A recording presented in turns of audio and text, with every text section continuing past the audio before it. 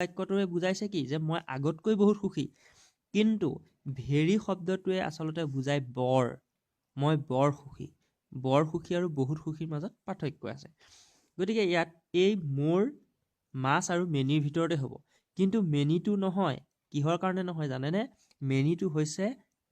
Countable নাউনৰ আগতহে বহে many শব্দটো কিন্তু হেপিয়াৰ শব্দটো হৈছে আনকাউণ্টেবল আপুনি কিমান সুখী হৈছে সেইটো কেতিয়াও কাউণ্ট কৰিব নোৱাৰে আৰু আনকাউণ্টেবল নাউনৰ আগত সাধাৰণতে মাছ ব্যৱহাৰ হয় ইয়াত আকৌ মোৰো আছে নহয় মোৰটো ইয়াত নহয় ডাইৰেক্টলি মোৰটো ইয়াত নহয় গতিকে ডাইৰেক্টলি কি হ'ব মাছেই হ'ব মাছ বা মেনিয়ে হয় গতিকে যেহেতু এইটো আনকাউণ্টেবল নাউন হ'ল সেইকাৰণে ইয়াত মাছ ব্যৱহাৰ হ'ব নেক্সট কুৱেশ্যনটো চাওক Michael Madhusudan is dash Milton of India তাৰমানে এইটো চাওক মিল্টন অফ ইণ্ডিয়া তাৰমানে মাইকেল মধুসূদনক মিল্টন অফ ইণ্ডিয়াৰ সৈতে কম্পেয়াৰ কৰিছে যেতিয়া কিবা বস্তু এটা কাৰোবাৰ সৈতে কম্পেয়াৰ কৰা হয় কম্পেৰিজন কৰা হয় তেতিয়া সাধাৰণতে ডি আৰ্টিকলটো ব্যৱহাৰ হয় গতিকে ইয়াতে ডি হ'ব নেক্সট অপশ্যনটো চাব dash Ram or his friend will go' there এতিয়া ইয়াত অৰ শব্দটো আছে মন কৰিব Ram or his friend Ram or মানে বা হিজ ফ্ৰেণ্ড মানে তাৰ বন্ধু উইল গ' দেয়াৰ তালৈ যাব এতিয়া চাব ইয়াত কি আছে দা ৰামটো কেতিয়াও নহয় ৰাম দা ৰাম দায়ে কি বুজায় খন ইত্যাদি এইবিলাক বুজায় খন বুজায় টু বুজায় ডাল বুজায় ৰামটো হ'ব নোৱাৰেই গতিকে দা নহয় ইয়াত তাৰপৰা এভৰি ৰাম থাকিব নেকি নাথাকে এভৰি ৰামটো কেতিয়াও নহয় নাইডাৰ ৰামো নহয় কি হ'ব আইডাৰ ৰাম মনত ৰাখিব এই অৰ শব্দটো থাকিলে তাৰ আগত সদায় আইডাৰ হয় এতিয়া কথাটোৱে কি বুজাইছে যে either Ram or his friend either Ram or his friend will go' there হয়তো ৰাম নহ'লে তাৰ বন্ধু তালৈ যাব কোনোবা এটা নহয় কোনোবা এটা হ'ব সেইটোত আইডাৰ অৰ হয় আৰু যদি দুটাৰ ভিতৰত এটাও নহয় তেতিয়া নাইডাৰ নৰ হয় ইয়াত নৰ থাকিলেহেঁতেন তেতিয়া next question there is only dash girls in the class এই ক্লাছটোত মাত্ৰ কি আছে কেইজনীমান ছোৱালী আছে এতিয়া কেইজনীমান ছোৱালী আছে বুলি কৈছে গতিকে ইয়াত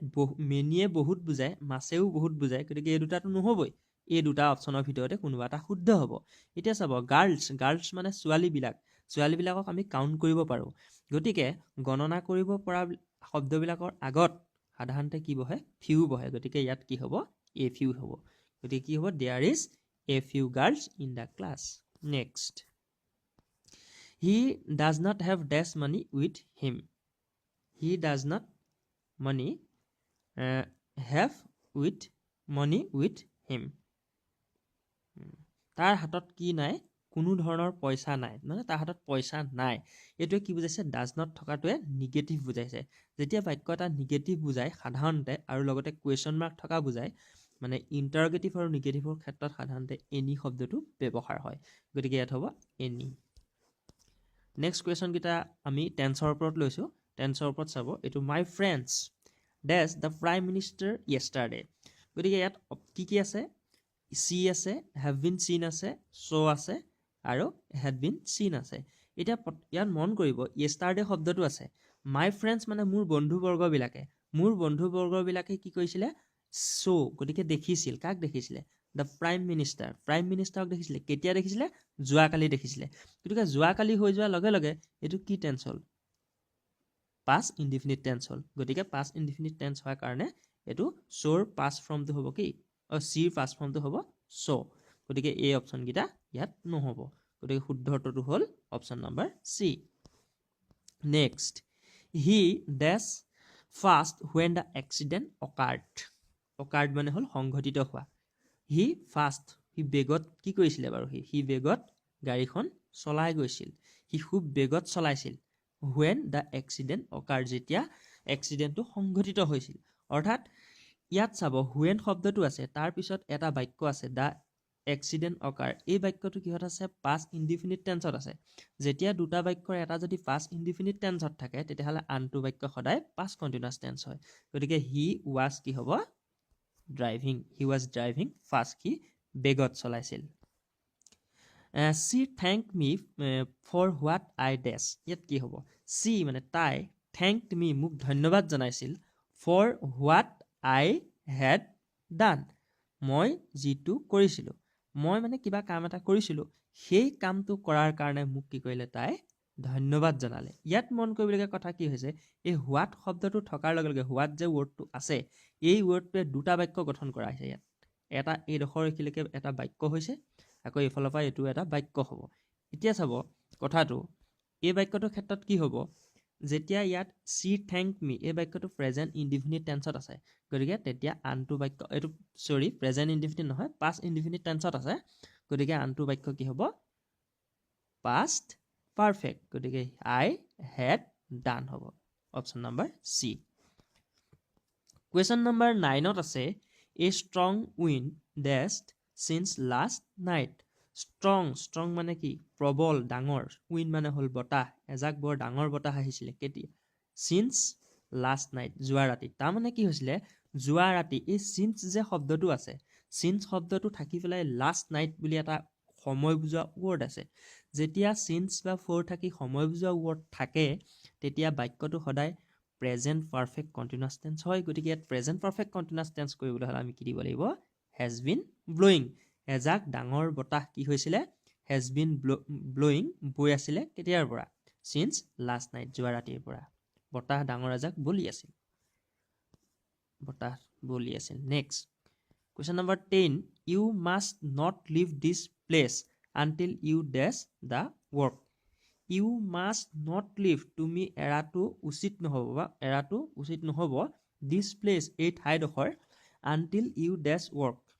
তুমি যেতিয়ালৈকে কামটো শেষ নকৰা, কামটো শেষ নকৰালৈকে তুমি এই জেগাটো বা এই ঠাইখন এৰি যোৱাটো ভাল নহ'ব, তেনেকুৱা ধৰণৰ বাক্যটো। গতিকে কি হ'ব, ইয়াত ইউ মাষ্ট নট লিভ, এই বাক্যডোখৰ আছে প্ৰেজেণ্ট ইনডিফিনিট টেন্সত, গতিকে ইয়াৰ পিছৰ বাক্যটো কি হ'ব, যদি দুটা বাক্যৰ এটা প্ৰেজেণ্ট ইনডিফিনিট টেন্সত থাকে, তেতিয়াহ'লে আনটো বাক্য ফিউচাৰ ইনডিফিনিট টেন্সত হয়। গতিকে ইয়াত কি হ'ব, আনটিল ইউ, ইয়াত এইটো চেল হ'ব নালাগিছিলে, এইটো উইল হ'ব লাগিছিলে, sorry, shall finish the work. Next 10 books on the table. এইবাৰ আমি কিছুমান ৱৰ্ড অৰ্ডাৰ লৈ আহিছোঁ, ৱৰ্ড অৰ্ডাৰ প্ৰায় আহিয়ে থাকে, 99% এক্সামত ৱৰ্ড অৰ্ডাৰ আহেই। এতিয়া এই ৱৰ্ড অৰ্ডাৰটো বহুত দৰকাৰী বস্তু। এতিয়া কি হৈছে, ৱৰ্ড অৰ্ডাৰৰ ক্ষেত্ৰত কথাটো হ'ল যে বাক্যবিলাকৰ গাঁথনিবিলাক আমি জানি ল'ব লাগে, বাক্যবিলাকৰ গাঁথনি খেলি মেলিকৈ দিয়া থাকে আৰু কোনটো শুদ্ধ ৰূপ হ'ব সেইটো জানিব লাগে। এতিয়া এই বাক্যটোত চাব, 10 books on the table there are, তাৰপৰা দিছে on the table 10 books are there, তাৰপিছত 10 books are on the table there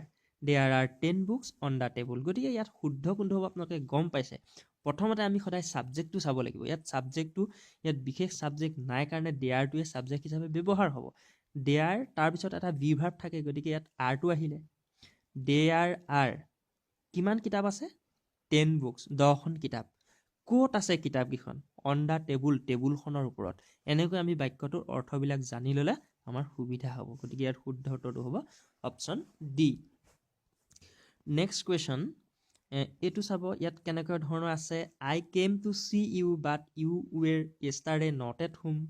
তাৰপিছত আছে, I came to see you but yesterday you were not at home. Yesterday I came to see you but you were not at home. I came to see you, মই তোমাক চাবলৈ গৈছিলোঁ, yesterday যোৱাকালি, but কিন্তু you were not at home. গতিকে ইয়াত শুদ্ধ কোনটো হ'ব, প্ৰথম কথাটো হ'ল মই গৈছিলোঁ, আই কেম, মই গৈছিলোঁ ক'লৈ, টু চি। ইয়াত আকৌ য়েষ্টাৰডেটো প্ৰথমতে আছে, এতিয়া য়েষ্টাৰডে সময় বুজোৱা শব্দটো প্ৰথমতে থাকিব নোৱাৰে, গতিকে এইটো অপশ্যন ভুলেই হ'ব। তাৰপিছত I came to see you but yesterday, ইয়াতো য়েষ্টাৰডেটো আগত আছে, এই বাট থকাৰ পিছত এইখিনিৰ পৰা এইখিনিলৈকে নতুন এটা বাক্য গঠন হৈছে, মানে দুটা বাক্য ইয়াত সংযোগ হৈ আছে। এই বাক্যটোত য়েষ্টাৰডেটো প্ৰথমতে আহিব নোৱাৰে, গতিকে এইটো অপশ্যন ভুল। ইয়াৰ পিছত এইটো এটা য়েষ্টাৰডে শব্দটো মাজত সোমাই গ'ল, এইটোও ভুল, গতিকে আমাৰ অপশ্যন ডিটোৱে শুদ্ধ হ'ব। ইয়াত চাব আপুনি, ইয়াত য়েষ্টাৰডেটো এই বাক্যটোৰ শেষত সোমাইছে, চাওক এইটো এটা বাক্য, এইখিনিৰ পৰা এইটো নেক্সট বাক্য হৈছে, সেইকাৰণে কি হ'ল, I came to see you yesterday, এইখিনিত হ'লে কোনো খেলি মেলি আমাৰ নহয়, but you were not at home, কিন্তু তুমি তেতিয়া ঘৰত নাছিলা। নেক্সট এইটো চাব, I saw a dead cow walking when I was in the garden. I saw in the garden when I was walking a dead cow walking. I saw when I was in the garden. আৰু লাষ্টটো আছে কি when I was walking in the garden I saw a dead cow. এইটো টেন্সৰ কথাও আছে ইয়াত দুটা tense সোমাই আছে এটা হৈছে প্ৰেজেন্ট past indefinite tense আৰু আনটো হৈছে past continuous tense. গতিকে এই বাক্যটোৰ ক্ষেত্ৰত মন কৰিব এই প্ৰথমটো I saw a dead cow মই কি দেখিছিলোঁ